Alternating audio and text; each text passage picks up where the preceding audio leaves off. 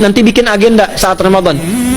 Ya, supaya nggak pusing nanti. Kalau masuk hari pertama apa yang dikerjakan, hari kedua apa yang dikerjakan, subuh apa, siang apa, sore apa. Cuman nanti saya berikan 3 yang pokok ini. Ada 3. 1, meningkatkan sholat. Saya ulang ya, meningkatkan apa? Sholat. Kalau meningkat secara singkatnya berarti bertambah dari yang sekedar fardu tambah dengan apa? Sunnah. Maka dari sekarang keluarkan semua jenis sholat-sholat sunnah. Keluarkan dari sekarang apa saja, siang dan malamnya. Yang rawatib ada berapa rawatib? Rawatib 12. Ya, rawatib itu yang melekat dengan sholat fardu dan menentukan untuk memperbaiki sholat fardu. Menambah. Jadi kalau kurang khusyuk ditambah dengan sunnahnya disebut rawatib. Bisa sebelum, bisa setelah sholat fardu. Ada 12 dari hadis Nabi sallallahu alaihi wasallam. Man shalla isnatai asyrata raka'atan, siapa yang sholat 12 rakaat fi yaumin wa lailatin, yang mengiringi sholat fardu siang dan malam. Ya, bunyalahu bihinna baitun fil jannah, maka akan dibangunkan baginya satu rumah di surga kalau konsisten menunaikan 12 itu sampai meninggal dunia. Sahabat yang mendengar itu mengatakan kompak semuanya, sejak mendengar hadis itu kami usahakan istiqomah sampai meninggal tidak meninggalkannya. 12 itu 2 sebelum subuh, cepat. 4 sebelum zuhur, 2 setelah zuhur, 2 setelah maghrib, 2 setelah isya. 2 rakaat sebelum subuh, 4 rakaat sebelum zuhur. Kalau nggak bisa 4 rakaat karena terbatas waktunya, boleh 2 rakaat khusus untuk sebelum zuhur. Kalau nggak bisa 4, boleh berapa? 2. Dalilnya hadis Ibnu Umar radhiyallahu taala anhuma.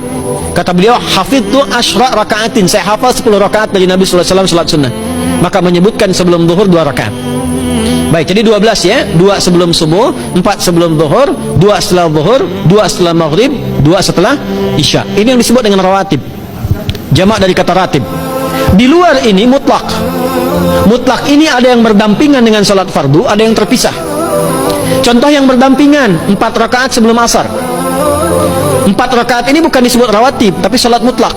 Cuma waktunya berdampingan dengan salat fardu. Jadi dia nggak memengaruhi salat fardu, cuma punya keutamaan sendiri. Apa keutamaannya? Hadis Ibnu Umar radhiyallahu taala anhuma, ketika beliau menyampaikan qala Nabi sallallahu alaihi wasallam, rahimallahu ra'an shalla qabla al-'ashri arba'an.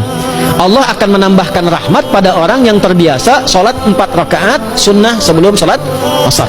Jelas ya? Baik. Kemudian apalagi setelah itu? Salat di antara adzan dan iqamah.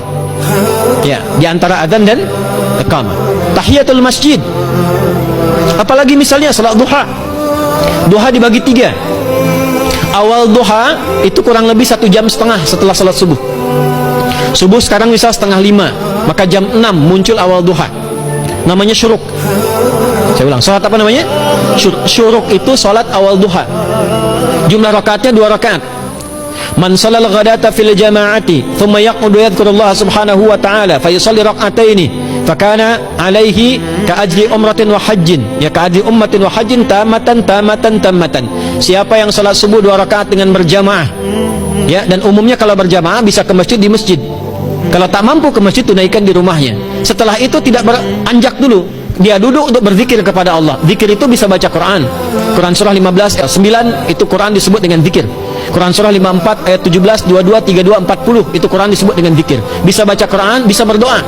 Doa disebut dengan zikir. Quran surah ke-7 ayat 205. Ya.